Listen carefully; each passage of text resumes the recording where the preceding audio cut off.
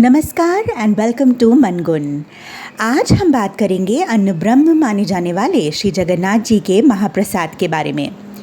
मान्यता है कि श्री भगवान जगन्नाथ ने अपनी इच्छा मात्र से पुरी में एक ऐसी दिव्य रसोई बनाई जो पुरी आने वाले हजारों लाखों श्रद्धालुओं को आज तक भोजन उपलब्ध करा रही है।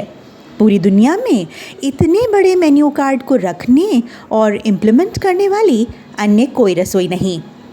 इस महारसोई में जहाँ श्री भगवान का महाप्रसाद उन्हें और उनके भक्तों को मिलता है, रोज़ाना 56 भोग पकते हैं और इसके अलावा अन्य 54 साइड डिशेस भी भगवान जगन्नाथ जी के लिए तैयार की जाती हैं। कहा भी गया है, सदा रस व्यंजन नाना याति, 56 भोग लगे दिन राती। ये आश्चर्यजनक है कि जब ये पका हुआ भोजन इस महारसोई से बाहर लाया जाता है तब इसमें कोई स्वाद नहीं होता, लेकिन जैसे ही ये श्री भगवान को अर्पित किया जाता है वैसे ही स्वादिष्ट हो जाता है। इस महाप्रसाद के लिए जल जगन्नाथ मंदिर के प्रांगण में बने हुए मंदिर जितने ही पुराने 2 कुओं से लिया जाता है, जिनके नाम हैं गंगा और यमुना।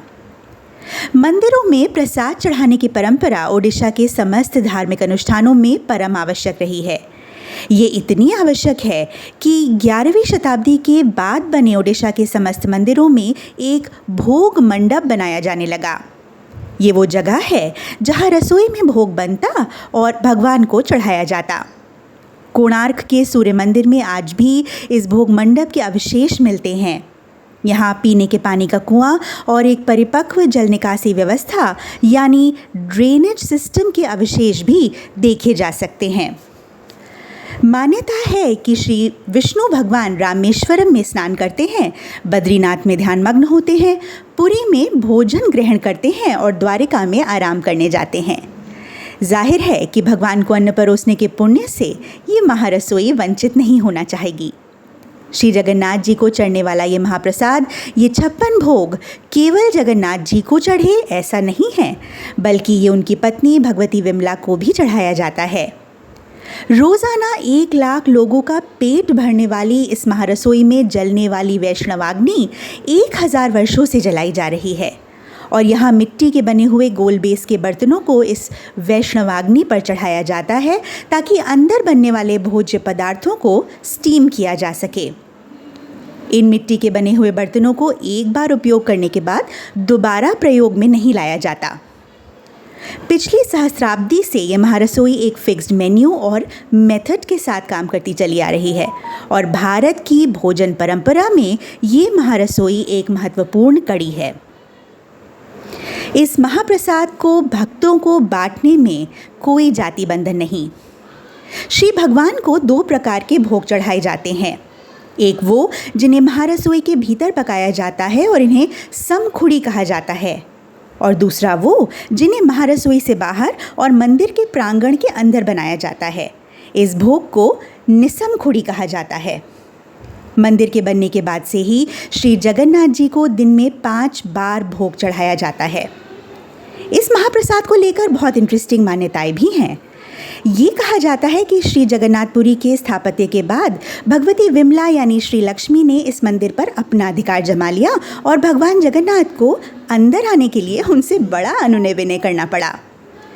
माँ विमला मानी, पर इस शर्त पर कि श्री भगवान को मिलने वाला महाप्रसाद उन्हें भी चढ़ाया जाएगा।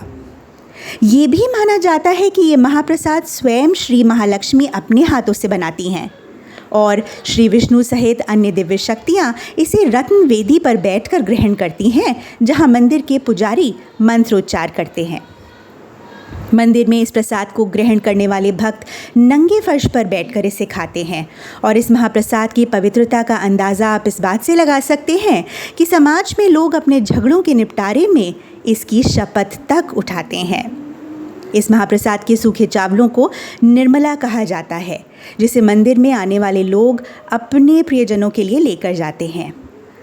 इसमें टमाटर, आलू, बंद गोभी, फूल गोभी, प्याज, लहसुन, पपीता, गाजर, बीन्स, करेला और सूखी मिर्च कभी इस्तेमाल नहीं की जाती और मांसाहार का प्रयोग अन्य प्रसादों की तरह ही निषेध माना जाता है।